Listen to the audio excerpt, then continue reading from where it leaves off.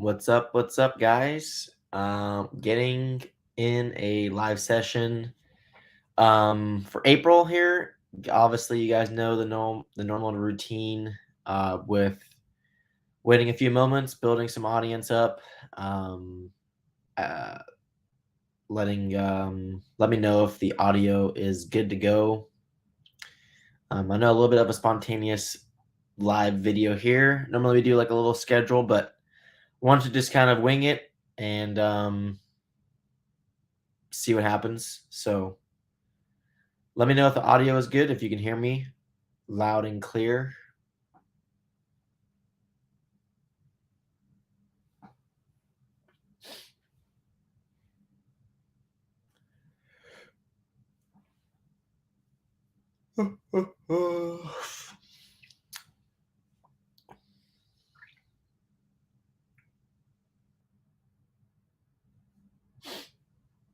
We have some more people tuning in here. For those who are just joining in, if the audio is clear, you can hear me, please go in the comments and let me know.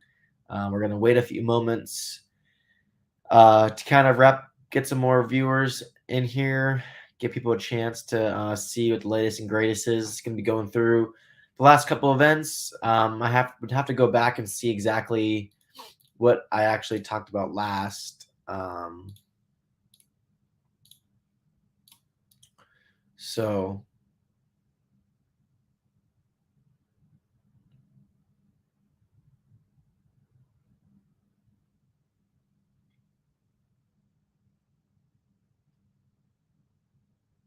sweet. So the audio is good to go.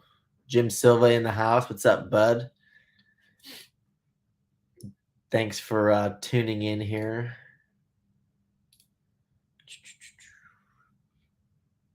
So it looks like from my end, the last time we talked was in March, so that we had to discuss Desert Classic. I believe we touched base a little bit. I guess April PMB. PMB was actually in April, the first week of April. So yeah, looks like people are tuning in here. People were saying on YouTube, congrats on the Roar Nationals. People, for those who don't know that are on Facebook, I'm multi-streaming on YouTube and Facebook, so on my end, I get to see multiple comments. So, basically, today's video, we're going to be talking about the last couple events. We were racing at RC1 not that long ago. We went to Psycho Nitro Blast.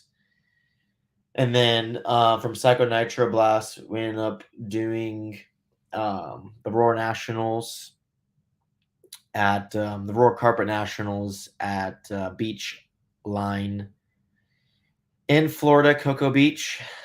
We just kind of got back. I ended up doing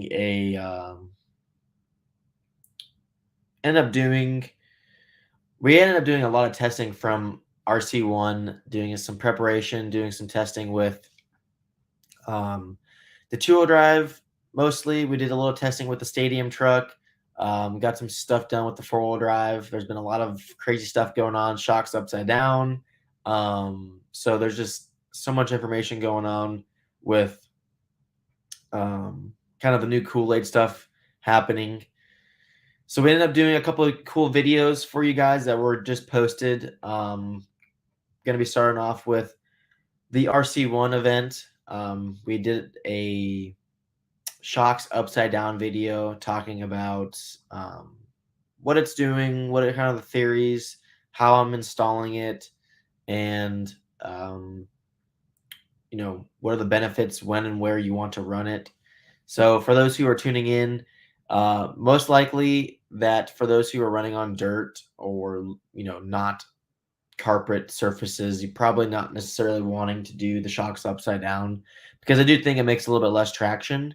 But also, for those who are running on the carpet or astroturf where they have plenty of traction, the shocks upside down the rear of the two-wheel drive has definitely been a pretty um, interesting improvement.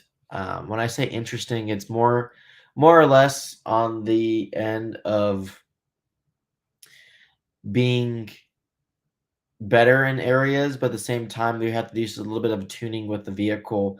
One of the things on my B6 that I wanted to discuss was I ended up moving my shock tower 6 millimeters further forward, but not only does the shock tower move forward, the wing mounts are connected to the shock tower, so the wing's really far forward. So for those who are running on a small, tight track, running the wing forward is um, extremely beneficial for rotation and having less retraction. But when you take less retraction away on like the bigger sweeping tracks, like when we're in Florida, I was slowly starting to get different wings and moving my wing further back into the car to more standard.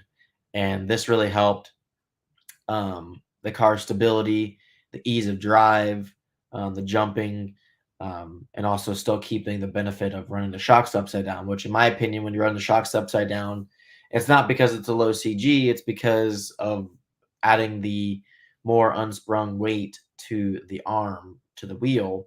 So it kind of slows down the suspension, which adds really some more pack without actually changing the shock oil or piston. So that was really interesting. The other part that I really like about it is that it jumps substantially better. It has more pop off the lips of the jump, so you're not like the front end's not like waving at the jumps. It's kind of wing high, as it should be, which loads the suspension and lands a lot better. So those are the big characteristics that we've been noticing. Now, on the other hand, you would think that okay, well, if it works better in two-wheel drive, it should probably work better in four-wheel drive. Well, we did all the testing. At least what I did at RC1 was I ended up trying it independently, front and rear. So I just started with putting the shocks upside down in the front. I put the shocks upside down in the front of the four-wheel drive, and I was like absolutely amazed on how much better it jumped and landed on the nose. And under high speed sections, it didn't like lift or pitch weight front to back as quickly. So it added more time to feel like if it was going to flip or get sketchy. You felt like you had better turn into the 180s or high speed sections or chicanes. So I'm like, all right. So that was a huge benefit. We ended up going the shocks upside down of the rear of the four-wheel drive, and instantly I noticed a huge decrease in drivability and jumping. So that was like the craziest part about the whole thing because almost two for two, we were like in two-wheel drive, it was substantially better jumping and landing, high speed sections, and then the front of the four-wheel drive, it was like night and day better. And I'm like, okay, the ultimate package is going to be running the shocks upside down on the four-wheel drive. And right away, the um the car kind of what I didn't want to say like it broke itself, but it definitely made thing it had introduced new problems. And that's the biggest thing for those who are watching when you're doing running at races and you're looking at lap times and you're trying to understand if the setting was better or not. Like for instance, when I put the shocks upside down on the back of the four-wheel drive, there was a section on the back section where you do a chicane, do a tabletop, and you power through a sweeper at RC1. But I never made a mistake back there through the whole weekend. And as soon as I put the shocks upside down, my car was just like pitching a lot of weight. It made it really sluggish, and I ended up like hitting the inside pipes. Um, and as soon as you kind of can trust yourself that, hey, look, I never had a problem there, wasn't having any issues. But as soon as I made this change, it really had some negative effects. So I guess what I'm telling you guys is that kind of trust your judgment. Go go evaluate what it's really doing. The biggest thing I've been starting to notice is like, okay, does this setting jump better? Does it jump worse? Does it have too much turn in? Does it have an understeer? Those are the things kind of like I think about in my mind, kind of working with Kurt a lot and kind of understanding what's really actually happening versus what you are wanting it to happen. Because I'm like doing all this testing with the shocks upside down, and I'm just like, okay, it's just gonna be better. But I'm glad that I kind of didn't really go all in and just run it and just hope and want it to be better. So I ended up really figuring out that the rear adding the shocks upside down the rear wasn't very good in four-wheel drive. But we ended up going to Florida, kind of speeding up a little bit, and I ended up not starting with the shocks upside down in the front of four-wheel drive and kind of tuning around it to see like what we can do, maybe save a little bit of pace for when racing started. So I ended up trying the shocks upside down in the front, but um, there were some other bigger fish that I needed to other bigger things that I kind of needed to change before doing that. So I ended up doing it for one or two runs and wasn't really much gains other than a couple of like landing and jumping sections, but ended up changing over to some of the setup stuff that Brennan Foot was running ended up being ultimately the better package. So I should have went back with that package with the shocks upside down in the front and kind of seeing where that would have put me. But Dakota was absolutely lights out in four-wheel drive the whole weekend. He found some good stuff. Um, but anyhow, before we go into the Florida event, I kind of want to just kind of wrap up the RC1 racing event that we have, which was the NCTS J Concepts Carpet Nationals, Carpet and Turf Nationals. Um, so, for those who are just tuning in, we were just discussing about the shocks upside down on the 10 skill vehicles. For those who have any questions regarding any of the 8 skill stuff, the 10 skill racing stuff, go ahead and put in the comments. I'll go through it.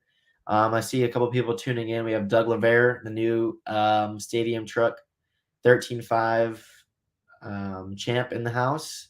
He ended up taking down the field at the Roar Nats in Florida. So that was pretty cool. So we already have some questions tuning in. For those who are just tuning in, again, thanks for tuning in. Give the video a like. If you could, share it to any of your buddies. I know it was kind of a last-minute video, but we're going to be going through some Seco Nitro Blast stuff, some of the new some new parts that are coming in for the 8 scale.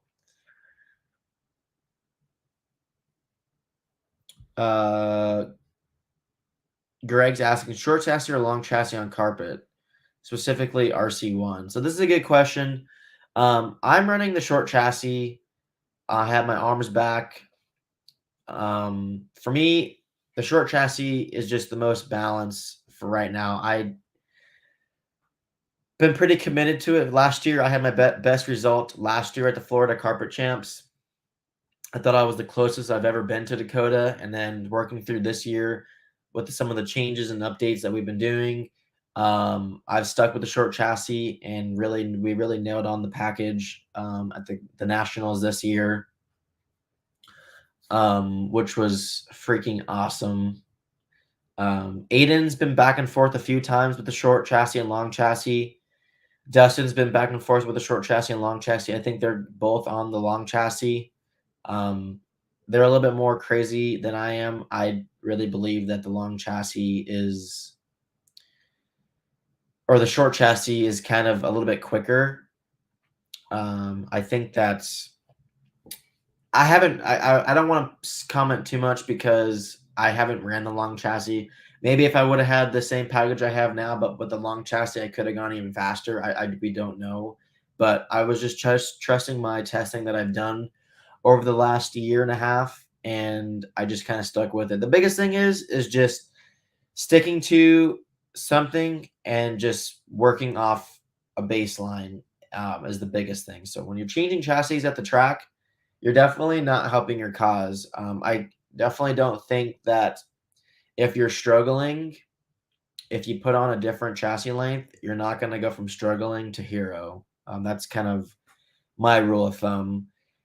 As much as people believe that, I've been in those situations where I'm like, "Oh, I'm going to change this one ball stud washer and I'm going to go from eighth qualifier to top three. And it's just, unfortunately, that's not really how it works. So it's all about building confidence with your package um, and working off of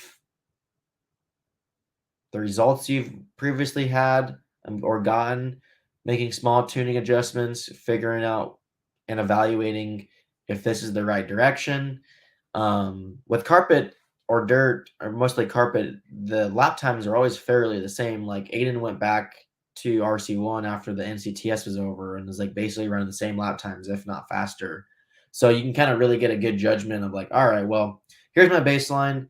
Maybe I'll build a completely different race car with someone else's setup and see what happens. So, like for an example, at the Roar Nationals in four-wheel drive, I was running my basic, general four-wheel drive setup, and I was honestly like a fourth or third place car, but I was like giving it everything I really had, driving perfect, which is what you always want to do.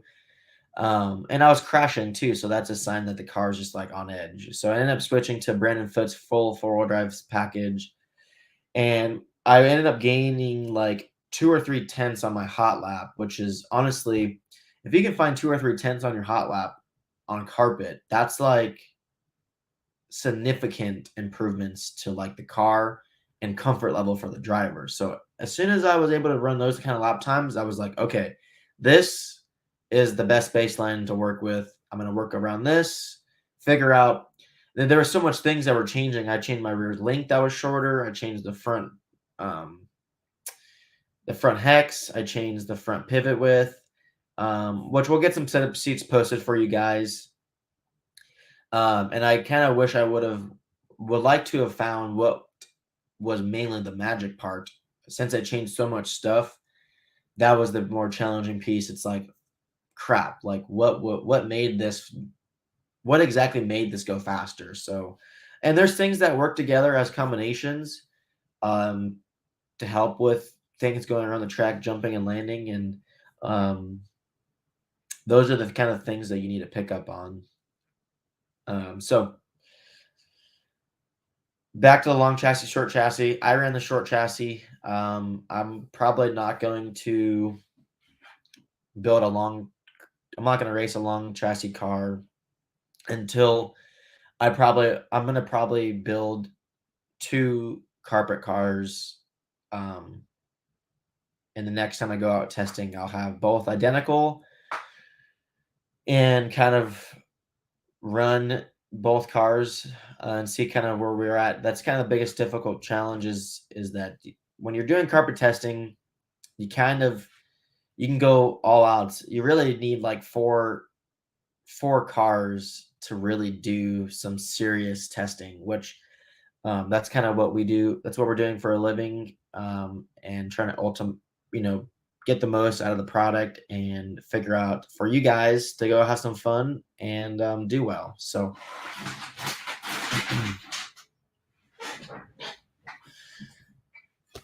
let's see what we have in for some comments here.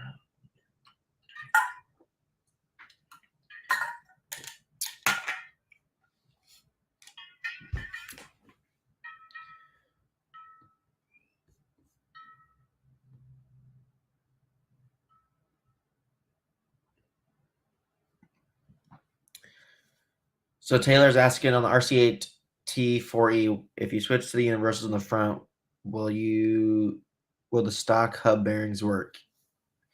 Yes. The stock bearings work.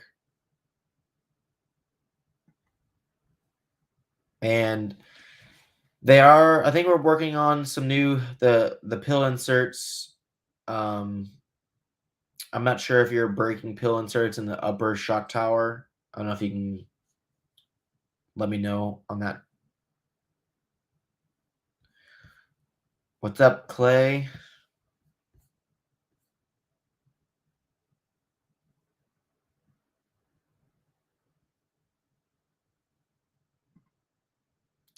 So Chris Green on Truggy having trouble with shimming and going through ring gears. How should I shim them on Truggy? So, um, give me 1 minute.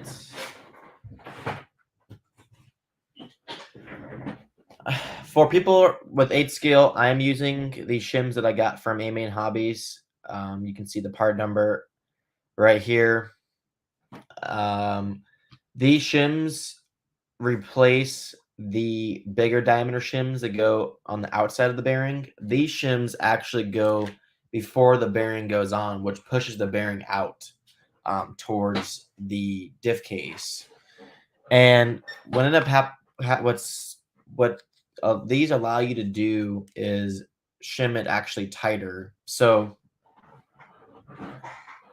um, I've written down some notes for the shimming. If you're using the Yokomo shims on the ring side, I am using 0.5 millimeters, which is a half a millimeter of shimming on the gear side, which is um, the side with the gear. The pumpkin side, I'm using 0.05. So these come 0.05, 0.1, and 0.2. So on the gear side, I have 2.2s and 1.1. And on the pumpkin side, I have 0.05. And what this allows is the shimming on the diff to get really tight side to side, but also tight to the gear to have the proper shimming. For those who are having problems like right now, like Chris is, it's you kind of want to make sure that the gear, if you're rechanging the gears, you might want to like start with fresh gears if you're the gears that you're running are like completely stripped out. That's never a good case to like find shimming if the gears are already going to be toast. So once you put these gears in, you don't need the bigger shim gears that they say to put in the kit. So um, here's the part number. You can buy these from A Main Hobbies. It's the way to go.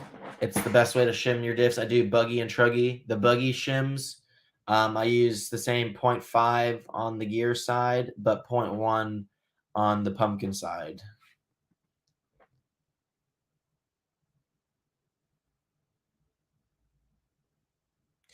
Yep. My next upcoming event is in Chico. I leave tomorrow morning, meeting up with Richard in Sacramento.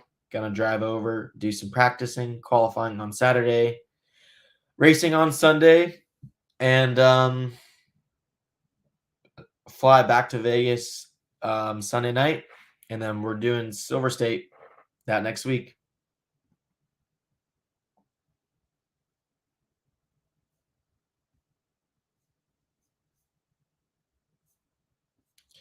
Yeah, for those who never been to Psycho Nitro Blast, one of the coolest races that we do on the circuit. It's probably the biggest track for one, and then two, um, lots of people, great area. There's some restaurants around there, and it's always a fun time.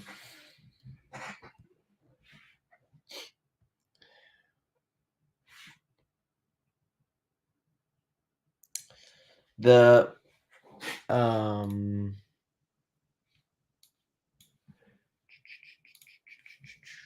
shock pistons in my truck that I'm running are 1.6, 1.7, and 1.0 truck front piston with 40 weight, and then 1.7, 1.8 with 1.0s with 32 weight in my truck shocks. I ran the buggy purple front spring and then the Schumacher black rear spring for my carpet package.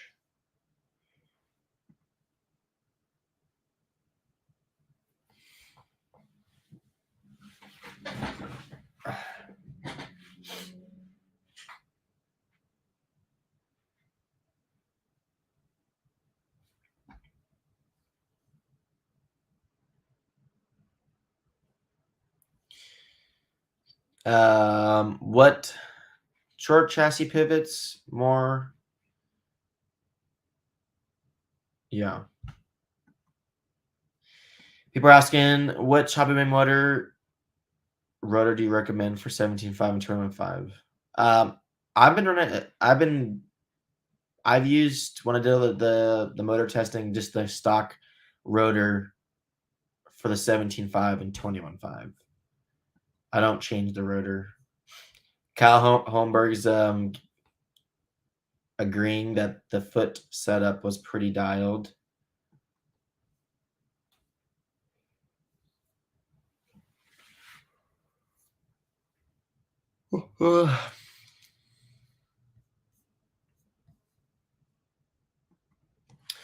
So Brad's struggling with some off power steering on the my B6.4, 180s on carpet, 17.5. What's the best change you do about improving it? The biggest thing I can say is I'm not exactly sure where you're running your axle height, but if you're running it lower than 3, you might want to try to think about raising it higher, which allows to keep the front end up a little bit so it doesn't scrub speed.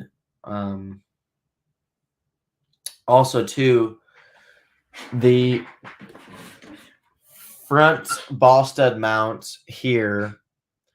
This is my dirt car. My carpet car actually J Concepts has from the Nats, but we were running 0 ball stud washers on the mount, and also cutting this mount by 2 millimeters lower, which helps with a lot more camber gain.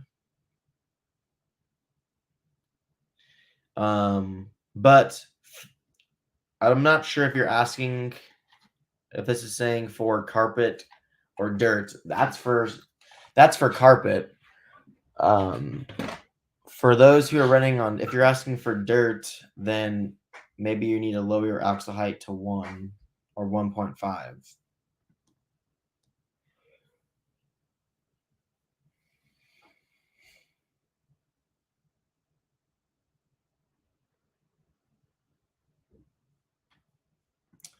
Yeah, we are, Taylor. We are gonna be doing some updates at some point with the shock tower, and then the pin.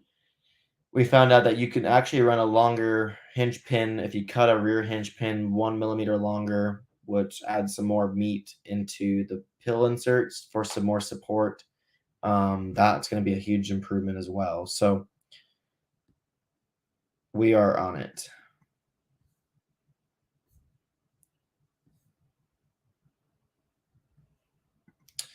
Yeah, I would shim all the 8-scale cars the same way.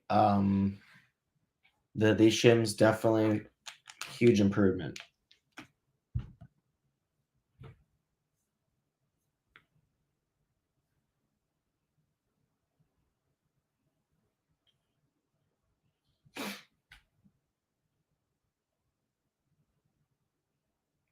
So,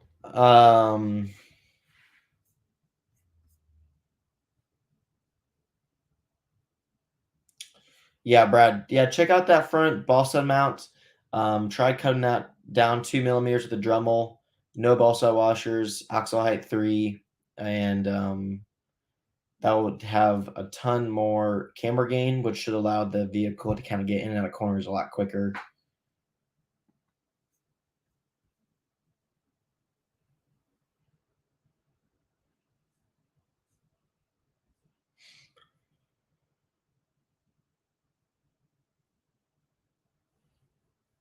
Ugh.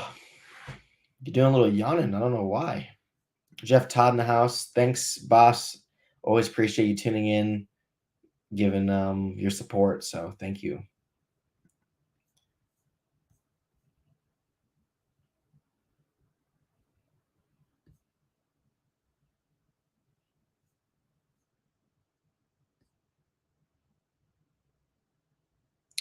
Justin Green. Yeah, we'll have some setup sheets posted.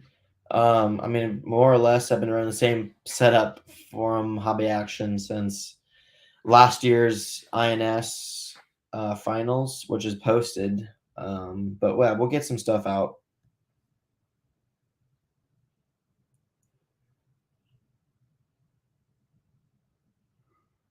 Num, num, num, num.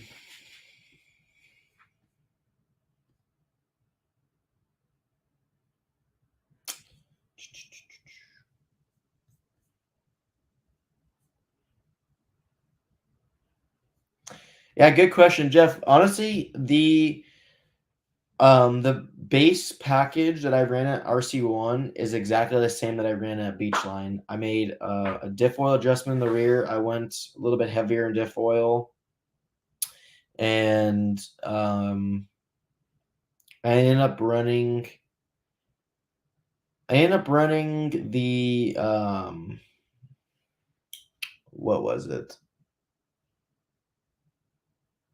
Well, yeah, we ended up staying afterwards at RC1, did some testing. So what I basically ended up there was the exact same, but as far as visually looking at the package, it was exactly the same. A small adjustment in the diff oil, and then we ended up running. I ended up running a smaller hole front piston.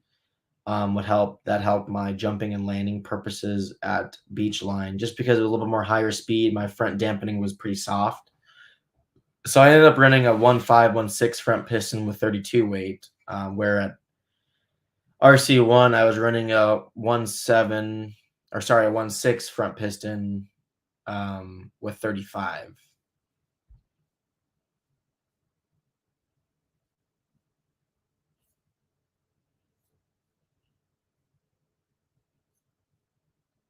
Let me confirm.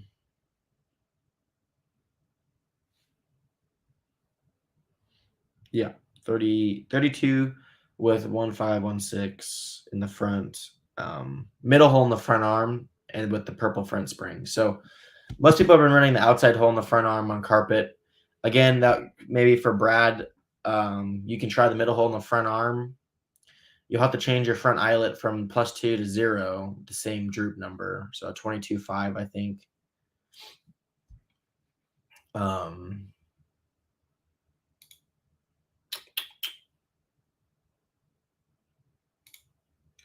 yeah, I'm pulling up my setup sheet on my other computer. RC1. Yeah, I ran short eyelet 22.5. So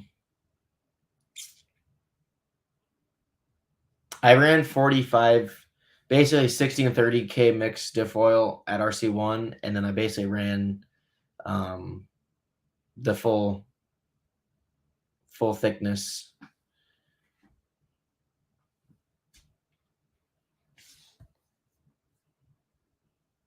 So I ran thick pistons at RC1, and that's what I've been running in all my cars. Dirt, carpet, doesn't matter.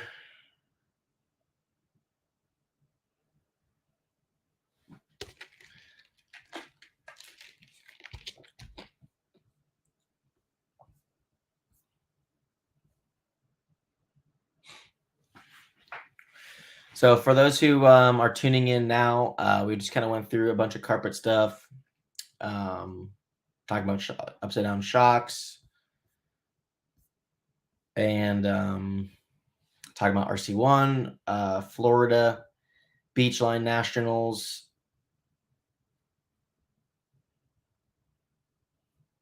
We're gonna kind of start switching over to some of the upcoming events. For those who kind of have any questions about any of the 8 scale vehicles or 10 scale stuff, don't hesitate to ask. I'll kind of go through all the questions again once I kind of move on to the next subject. And I'm actually leaving tomorrow. I got my Truggy right here. I got my buggies on the floor and my carry-on bag. I'm packing up. Actually, you can see it on the floor down there. My bag's being packed. Going to Chico, California tomorrow. Flying to Sacramento. Meet up with Richard. Can do some 8 scale Roar Nationals testing at the A Main Silver Dollar track. And so just a nitro buggy and nitro truck for the Nats 8 skill nitro Nats warm up. And then for Silver State, that's back to back weekends. So my dad and um, Mayfield and Truggy are gonna drive to Vegas. I'm flying from Sacramento after the Nats warm up this weekend back to Vegas on Monday. So I'll already be there doing a little bit of prepping, kind of getting reorganized. Doesn't really make much sense for me to go back to Phoenix for basically 12 hours and then be in a car for 6 hours. So a little makes it easier for traveling on me and kind of regroup and race some Silver State. Last year, I ended up actually had my best qualifying results. It was P2 in Nitro Buggy, ended up getting like fifth, I think, in the main.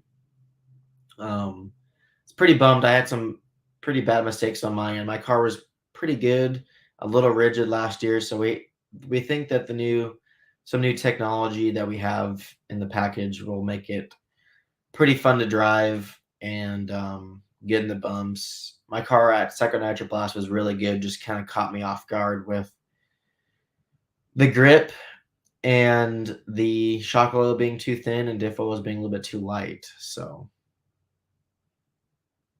yeah, people are saying high traction at Amy and Hobbies. So I'm looking forward to seeing what that means.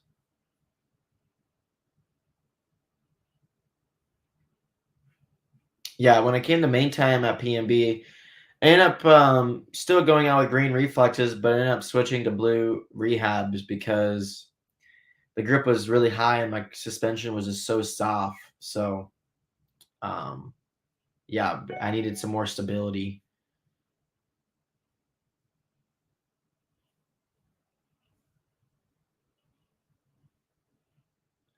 So, stability being the tire being harder or the diff oils up a little bit higher. So like it's crazy when the grip comes up when you're driving through like qualifying, like the grip was actually really good.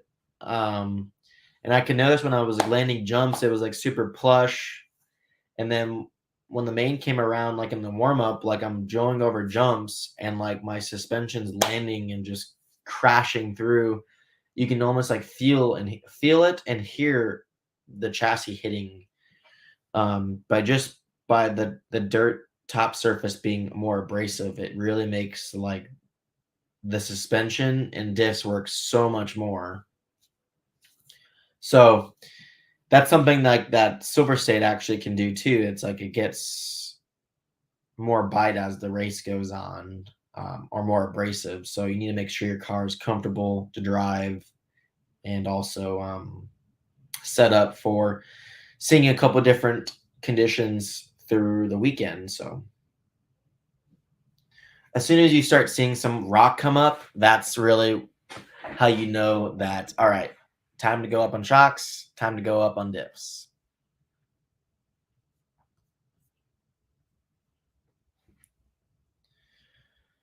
Uh, uh, uh.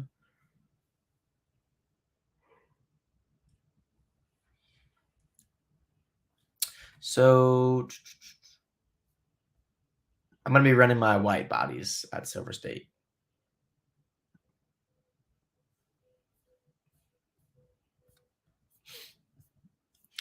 So what else we have? I end up actually for second Nitro Blast. I kind of don't know if I mentioned this, but I ended up actually having a servo failure. Was basically battling for third.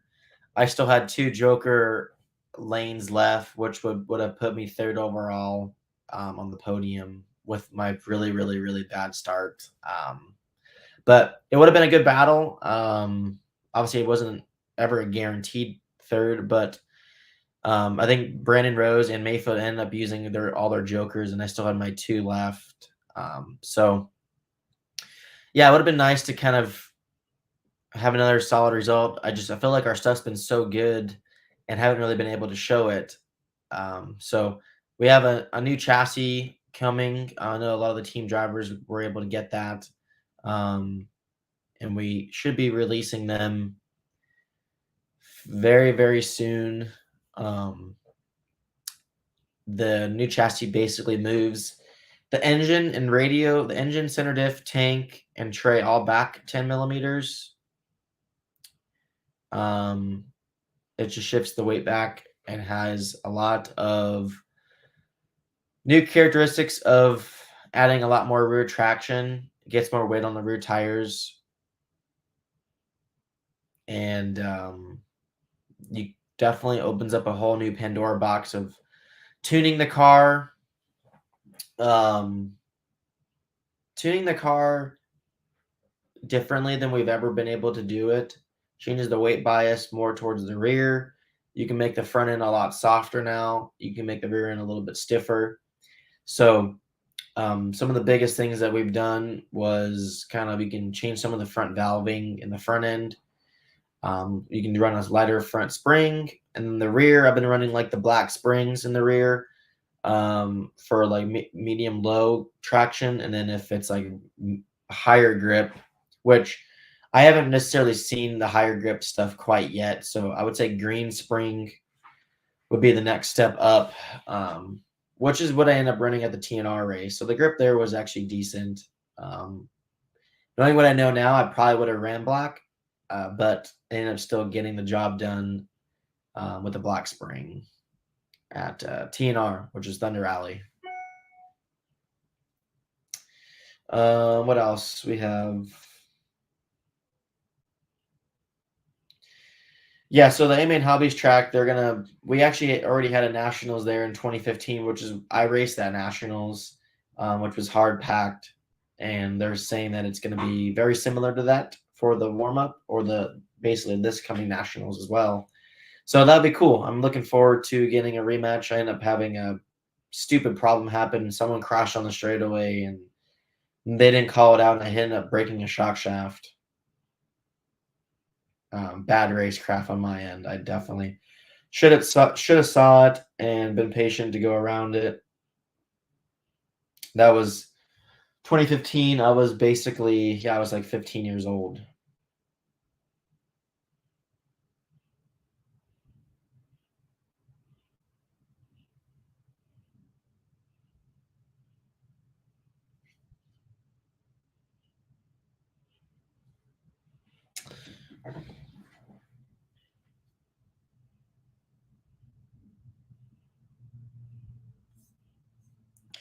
Best tires on the B6.4 from J Concepts on dirt outdoors.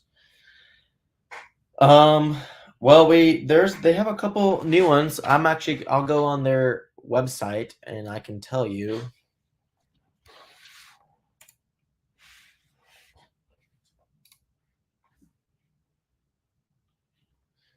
Tires, Tensio buggy.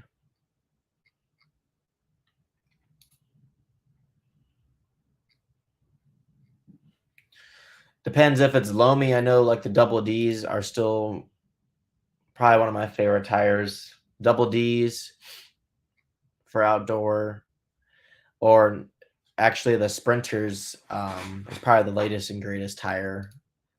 So check out the double D's, the Sprinters. That's probably the best two options to have, especially if it's loamy. If it's outdoors grooved, then we have the rehab tire. So for outdoors as well. So check out that. I think you'll have pretty good options there.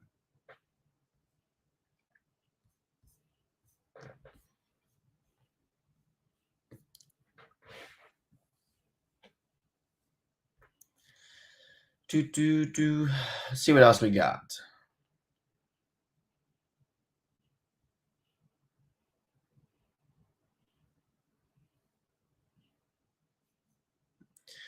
So the buggy bodies on truck is a huge difference. You're basically taking a lot different style aerodynamics approach to the front shock tower. It makes the truck so much more nimble and quick on its feet. And I think it actually looks pretty cool when you're driving around the track. So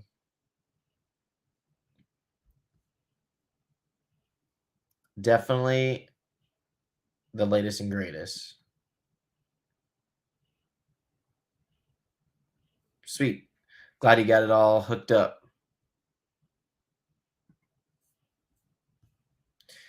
What else was there?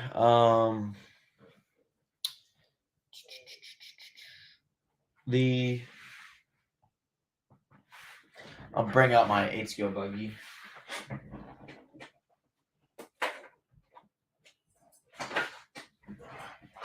So I actually built up another car for the Nats.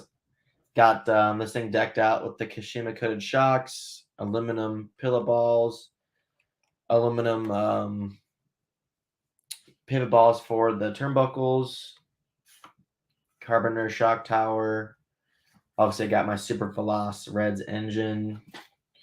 One of the actually cooler things about my favorite things about the Reds products is actually the pipe. People complain all the time about like their pipes not lasting long. They get kind of destroyed really fast. But the new like coating that they have, um, hard coating, the pipes never get damaged as far as like fuel spilling on them and burning the pipe. And this stuff just wipes right off. So doesn't hurt any performance. It just makes it always stay the same, which is really cool. So Super Veloz 721 Gen 3. I just have a red head on it for practice.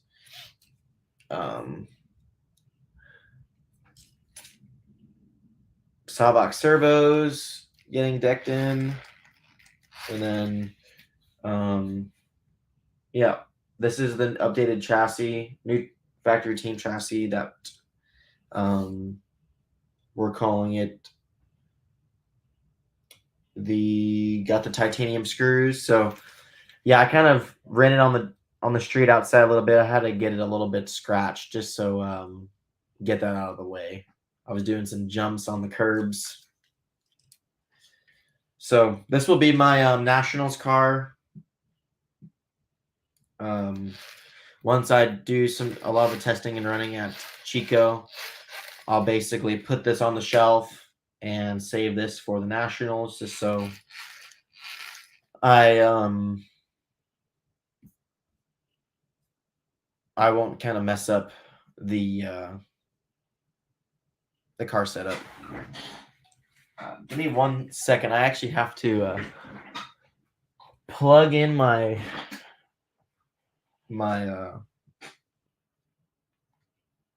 laptop because I guess when you go live, it burns through battery.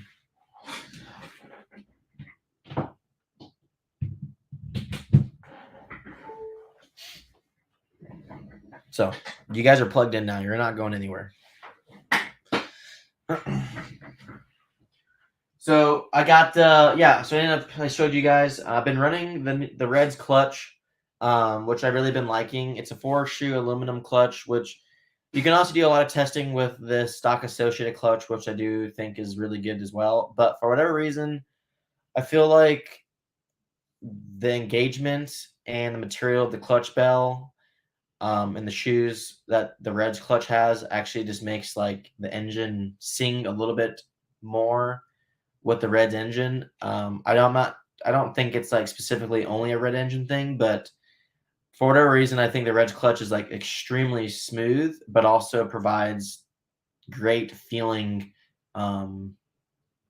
to the engine, especially for buggy and truck. So 34 millimeter flywheel is what I'm running. So for those who are trying to try something different for how their vehicle is feeling like on the trigger, yeah, definitely check out the clutch. I definitely think it's something that works differently. For whatever reason, I went back and forth, and I'm like, this one just feels a little bit better with how I have it set up. So the shoes are all 1.0 aluminums on the Reds clutch, but the shoes are a lot different design than the associated. So I don't think you can really use the same spring tension and the materials to make it all feel the same. It's just something that I've been noticing. The associated clutch what I've been running recently is the 2 carbon 2 aluminum, which is what I ran at Psycho Nitro Blast. But I was looking back at my Thornhill, one of my Thornhill National cars that I won the Nationals with, and ironically, one of the engines, which I think was the 2015 or 2016 Nationals, I ended up using a Reds clutch, which I didn't even know. I don't even know or remember that. So that was actually kind of funny. The Reg Clutch, it's been around for a long time. It's been proven. I've won races with it. And yeah, I'm going to stick with it for the Nats warm up and go from there.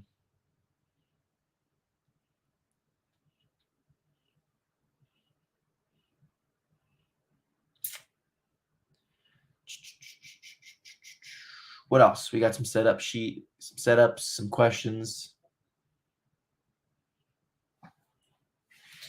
So that's my 8-scale buggy.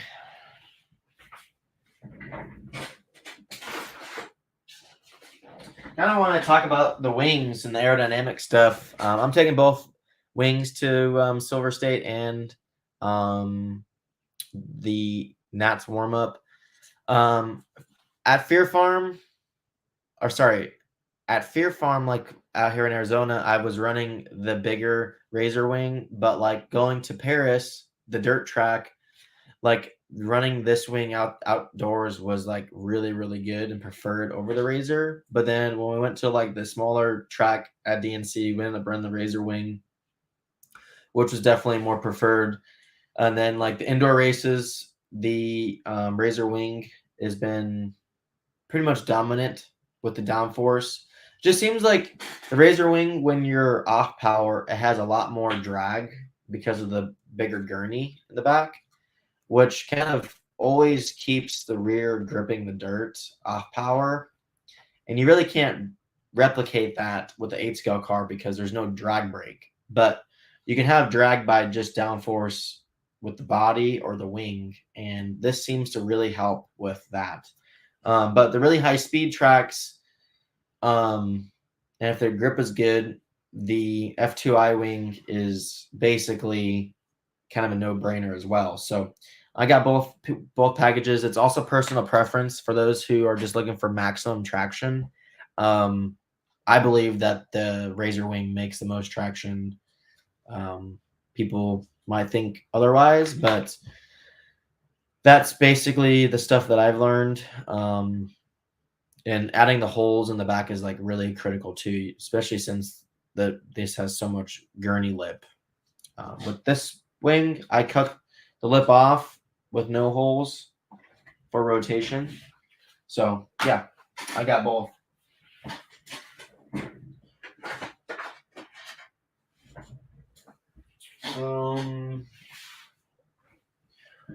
What else? What else? What else?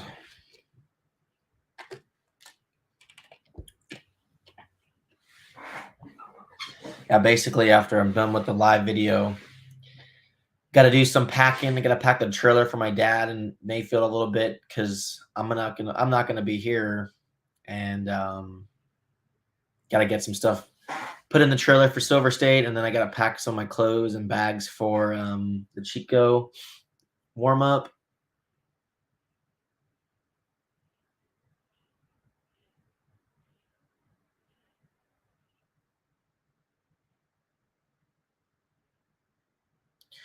Drew, you're going to Silver State?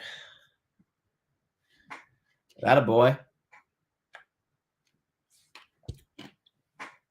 You're gonna run the old man class? Take down Richard and Brent?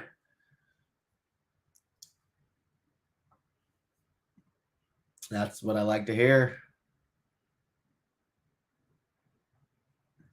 Yeah, it should be fun. I'm looking forward to seeing everybody, get some good times in, good dinners. Okay. Yeah. I don't think that's your competition, but she'll be She'll be the most consistent out of the main, but I don't know unless you guys blow out.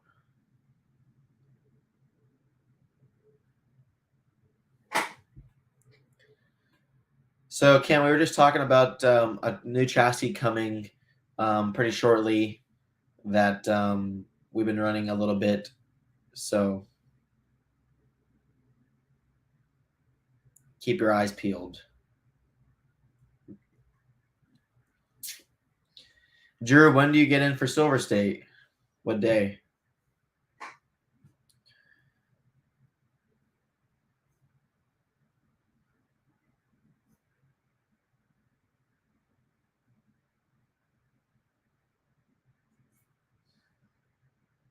Tuesday morning. All right. That's what I like to hear.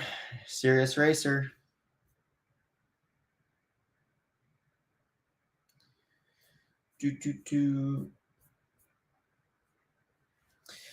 Anyhow, yeah. So for Silver State, we'll be running the relapse tire, or not relapse. Excuse me, Cosmos. I'm thinking of Psycho Nitroblast. Cosmos, Recons will be the two popular tires, and then obviously Reflexes are traditional in our assortment. So probably we'll be running greens for a long period of time, and then if the track really starts to groove up or have abrasiveness, maybe a blue. But I'm pretty confident that we'll be running greens most of the time. Yeah, so we will have fuel available. VP sent Mayfield and I the fuel for the team, and stop by the team associated 10. My trailer will be there for that, for the fuel and stuff.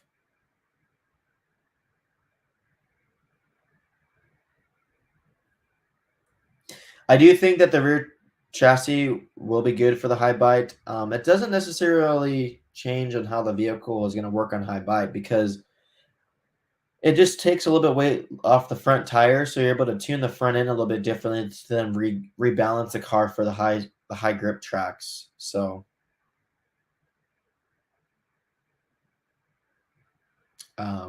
we'll see. I'm looking forward to it.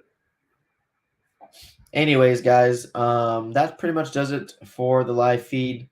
I know it was a last minute video. We didn't really have my normal 90 or 100 viewers, but for those who tuned in, I really do appreciate the support. Looking forward to seeing you guys at the next up and coming races. Chico next week for me, Vegas the week after that, and then I think I have a week off, and then we'd go to Virginia for the J Concepts INS. So once again, guys, we will see you guys on the next one, and have a great night or great rest of your day wherever you're at. It's morning here in Arizona, so see you, Drew. Peace out, guys.